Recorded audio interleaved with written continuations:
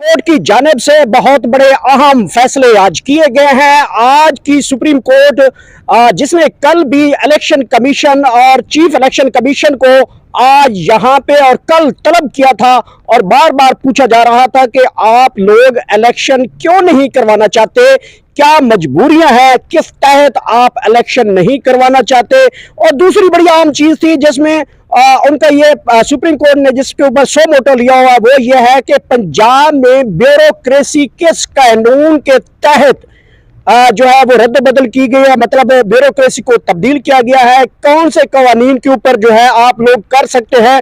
तो बड़ी अहम डेवलपमेंट हुई है, बड़ी अहम खबर है। इलेक्शन के ऊपर चीफ जस्टिस और दीगर जो बेंच इस केस की समाअत कर रहा था उनका आज चीफ इलेक्शन कमीशन को तलब किया, लेकिन चीफ इलेक्शन कमीशन की तबीयत नासाज होगी। मतलब दूसरी तरफ आप समझ सकते हैं कि चीफ इलेक्शन कमीशन बीमार हो गए हैं। मेरे ख्याल में उनको मेरे जराये के मुताबिक उन्हें बताया जा रहा है कोई पेट खराब हुआ है, डायरिया वगैरह हुआ है, लूज मोशन वगैरह लगे हुए हैं। तो हो सकता है कि ये एक इंफॉर्मेशन हो जिसके ऊपर आज चीफ जस्टिस साहब को यहाँ पे चीफ जस्टिस साहब ने चीफ इलेक्शन कमीशन को तलब किया और पूछा कि वो आज तो आना था, कल हमारे साथ वादा करके गए थे कि वो आज आएंगे, तो आज क्यों ना आए। इसके ऊपर चीफ सेक्रेटरी इलेक्शन कमीशन ने कहा कि उनकी तबीयत नासाज है। तो उस टाइम चीफ जस्टिस साहब ने कहा कि वो तो कल तो बिल्कुल ठीक थे, अचानक तबीयत खराब हो गई। ये एक अहम आर्गूमेंट सामने आया। दूसरी तरफ जो जस्टिस मुनीब अख्तर साहब हैं उन्होंने इस केस की समाअत करते हुए कहा कि आप बहाने बना रहे हैं, आप कानून की तोड़ते हुए नजर आ रहे हैं, आप मुअज़्ज़ज़ अदालत के सामने पेश नहीं हो रहे, आप सही तरह चीजों को इन्वेस्टिगेट करके नहीं ला रहे। और उनका जस्टिस मुनीब साहब का यह कहना था कि घड़ी की टिक टिक टिक करती हुई जो सुई है वो बड़ा जल्दी सफर कर रही है और इलेक्शन आपको करवाना है हर सूरत हाल में। तो चीफ इलेक्शन कमीशन और सेक्रेटरी इलेक्शन कमीशन की जानिब से यह कहा गया कि हुकूमत हमें पैसे नहीं दे रही, सिक्योरिटी नहीं दे रही, तो ऐसी सूरत में कैसे इलेक्शन शफाफ किया जा सकता है। तो उन्होंने तमाम मुतलका इदारों को, सेक्रेटरी खजाना को और इसमें चीफ सेक्रेटरी खजाना को और दीगर जो है पाकिस्तानी वजीर खजाना से इस हालात की जो है वो रिपोर्ट तलब कर लिया है। इससे जाहिर लगता है कि अदालत इस वक्त बड़ी सिंसियर है, वो चाहती है कि आइन कोई ना तोड़े, लेकिन लग ये रहा है कि इन्होंने हीले बहाने, सिक्योरिटी नहीं है तो सिक्योरिटी का आपको पता ही है कि पाकिस्तान में पीएसएल होता है तो सिक्योरिटी आ जाती है। आपको अगर दुबई में कहीं पीएसएल होता है या फीफा वर्ल्ड कप होता है तो वहां पे हमारी सिक्योरिटी जल्दी पहुंच जाती है।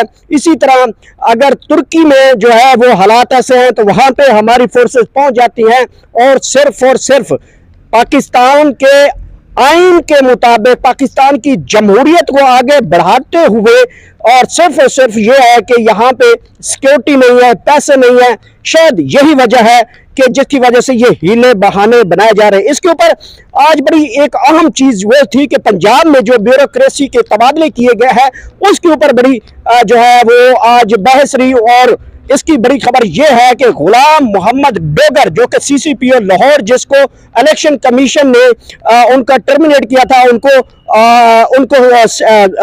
रिपोर्ट करने के लिए बोला था, यानी कि उनका वहां से तबादला कर दिया था। कि बड़ी खबर यह है कि चीफ जस्टिस ऑफ पाकिस्तान ने गुलाम मोहम्मद डोगर सीसीपीओ को दोबारा सीसीपीओ लगा दिया है। मतलब जो सबका ऑर्डर था वो मुअत्तल कर दिया। सुप्रीम कोर्ट ने सीसीपीओ गुलाम मोहम्मद डोगर को ट्रांसफर का जो हुक्म है वो मुअत्तल कर दिया।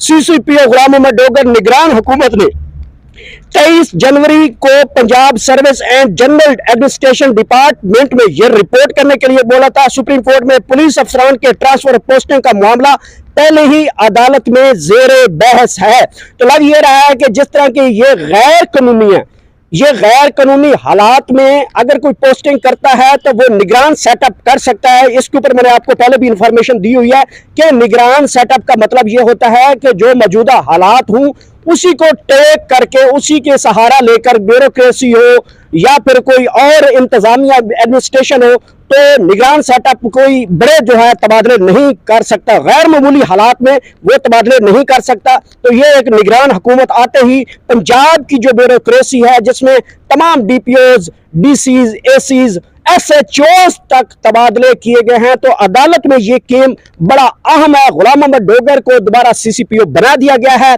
और इसके बाद लग यही रहा है कि अदालत अगले भी जो ट्रांसफर और पोस्टिंग की गई है, जिनके तबादले किए गए हैं, वो उसके ऊपर भी फैसला आ सकता है। चीफ इलेक्शन कमीशन ने पूछा, चीफ जस्टिस साहब ने पूछा चीफ इलेक्शन कमीशन कहां है, जिसके ऊपर चीफ इलेक्शन कमीशन की तबीयत नासाज के बारे में बताया गया।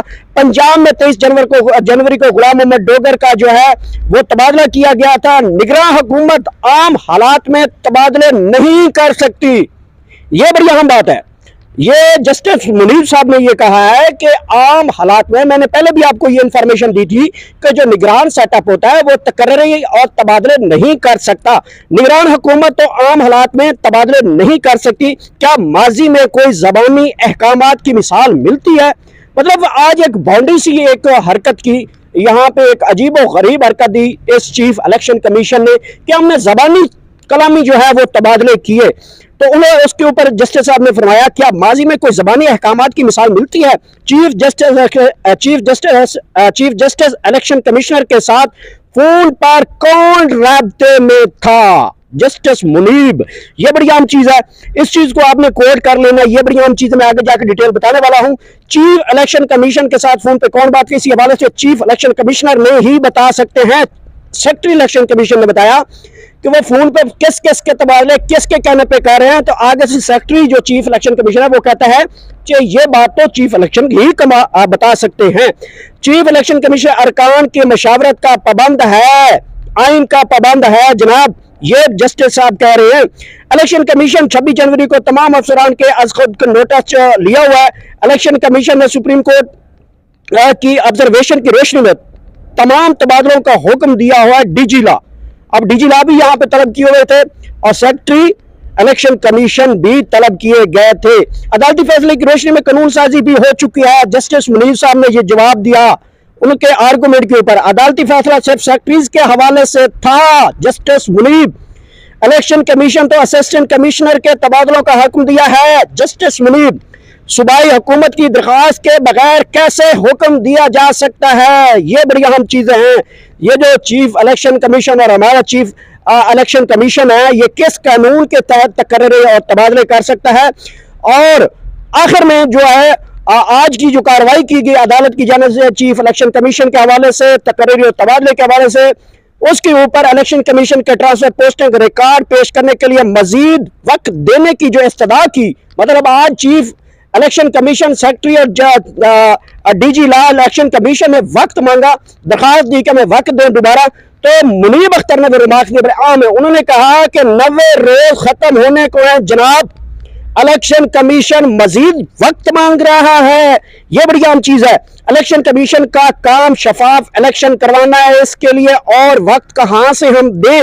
इस्लामाबाद हाई कोर्ट में बार एसोसिएशन की जानिब से इंतखाबात की दरखास्त पर हुक्म पर जारी होने की इस्तदा भी मुअत्तल कर दी, मुस्तरद कर दी है। तो जनाब ये बड़ी अहम कार्रवाई है जिसमें आज चीफ इलेक्शन कमीशन, जिनका मेरे ख्याल में लूज मोशन और पेट खराब होने की वजह से आज वो अदालत पेश नहीं हो सके, और आज उनकी जगह चीफ सेक्रेटरी इलेक्शन कमीशन यहाँ पे पहुंचे, उनके साथ डीजी लॉ इलेक्शन कमीशन मौजूद थे। उनका कहना था कि हमें वक्त दिया जाए, हम तमाम पहलुओं को कानूनी आईनी तरीके से लेके आना चाहते हैं। तो अदालत ने उनकी वक्त दी हुई की वक्त के मांगने की जो दरखास्त है वो मुस्तरद कर दी, और गुलाम मोहम्मद डोगर का जो ट्रांसफर जो कि इलेक्शन कमीशन ने एक गैर आईनी कानून के तहत किया उसको मुअत्तल किया, और गुलाम मोहम्मद डोगर को दोबारा CCPO लगा दिया गया है। तो ये आज के बड़े अहम रिमार्क्स हैं अदालत की जानिब से।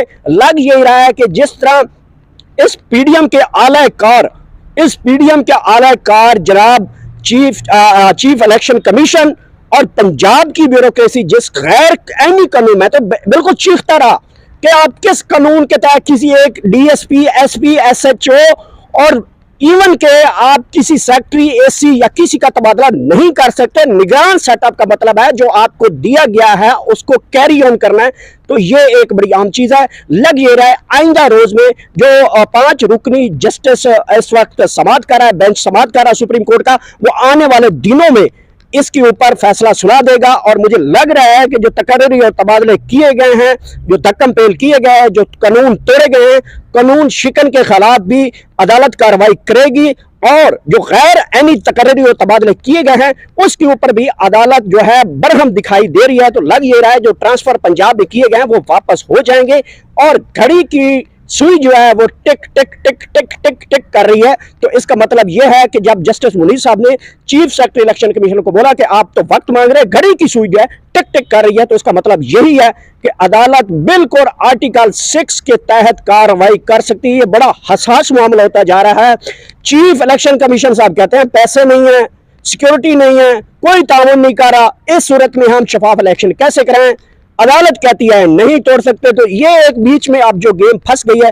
और ये मैं बता दूं आपको, मैं अपनी ऑब्जर्वेशन बता दूं, और ये एक राय हो सकती है कि आपको पंजाब के 90 दिनों के अंदर इलेक्शन हर सूरत में करवाने पड़ेंगे, चाहे पीडीएम यहाँ पे सुप्रीम कोर्ट के बाहर सारी जो है नवाज शरीफ, शबाज शरीफ, मरियम औरंगजेब, एहसन इकबाल, मौलाना फजल रहमान, जरदारी का बेटा यहाँ पे ये इसी अदालत के आगे कान पकड़ के मुर्गा भी बन के खड़े होकर एहतजाज करे ना, तो मेरे ख्याल में ये अब इलेक्शन से नहीं भाग सकते। घसीट के लाया जा रहा है और घसीट के ला रही है आवाम लाएगी।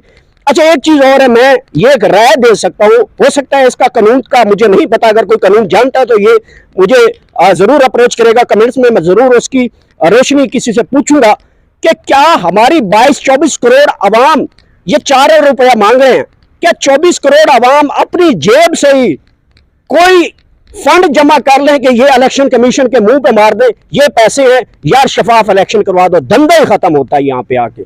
मैं तो देने को तैयार हूं, जो मेरे ऊपर अगर कोई फंड रेजिंग होती है इस हवाले से तो मैं तो देने को तैयार हूं। मेरे ख्याल में आप लोग भी देने को तैयार है, जितनी आपको ज़हनी कफीत पहुंच चुकी है मौजूदा सूरत हाल को देखते हुए। हम खुद बड़ी टेंशन में है, पूरा मुल्क टेंशन में है, और कौम 4 रुपया इकट्ठा करने में मेरे ख्याल में 10 मिनट भी नहीं है। और ये काम ज्यादा से ज्यादा आसान में कर सकते हो। इमरान खान जो है टेलीफोन फोन के जरिए जो है वो कर सकते हैं फंड रेजिंग कि हमारा इलेक्शन कमीशन जो है वो भिखारी हो गया, हुकूमत भिखारी हो गई, पैसे है नहीं, अकाउंट में कुछ भी नहीं है, तो 4 रुपए कौम ऐसे करके दे सकती है, तो इलेक्शन हो सकता है। बड़ी आम कार्रवाई आपने सुनी, मुझे इजाजत दीजिए और मेरी अगली वीडियो तक इंतजार कीजिए। कमेंट्स में अपना राय जरूर दीजिए। गौर साल को इजाजत दीजिए। पाकिस्तान जिंदाबाद।